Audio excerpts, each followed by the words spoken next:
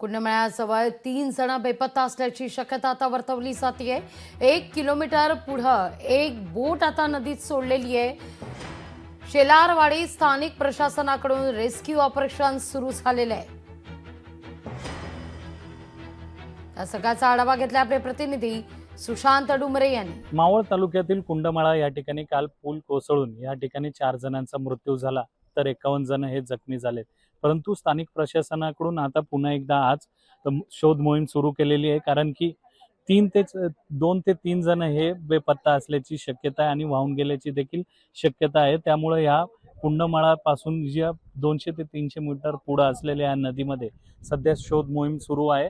NDRF कडून कोणतेही पथक अजूनपर्यंत दाखल झालेलं नाहीये, कारण की त्यांना तशा सूचना देण्यात आलेल्या नाहीये। परंतु जे स्थानिक रेस्क्यू टीम आहे त्यांच्याकडून शोध मोहीम सध्या या ठिकाणी सुरू आहे आणि आपण पाहू शकतो पाण्याचा देखील प्रवाह आहे तो वाढलेला आहे, कारण की काल रात्रीपासूनच या परिसरामध्ये जोरदार पाऊस बरसलेला आहे आणि आता देखील पाऊस सुरू आहे। त्यामुळे नदी पात्रामध्ये देखील पाण्याची वाढ झालेली आहे। अनेक शोध कार्याला इथं या रेस्क्यू टीमला अडथळे येत असल्याचं देखील दिसत आहे आणि त्यामुळे ड्रोनच्या सहाय्याने देखील प्रशासनाच्या वतीने इथं शोध मोहीम घेण्यात येत आहे। कोणी यामध्ये वाहून गेले का ह्याचा संपूर्ण चौकशी या ठिकाणी ह्या रेस्क्यू टीम कडनं केली जात आहे। हे शोध मोहीम असंच दिवसभर राहणार आहे आणि त्यांना त्यामधून काही आढळतं का हेच पाहणं आता महत्त्वाचं ठरणार आहे। सुशांत डुमरे, लोकशाही मराठी, मावळ।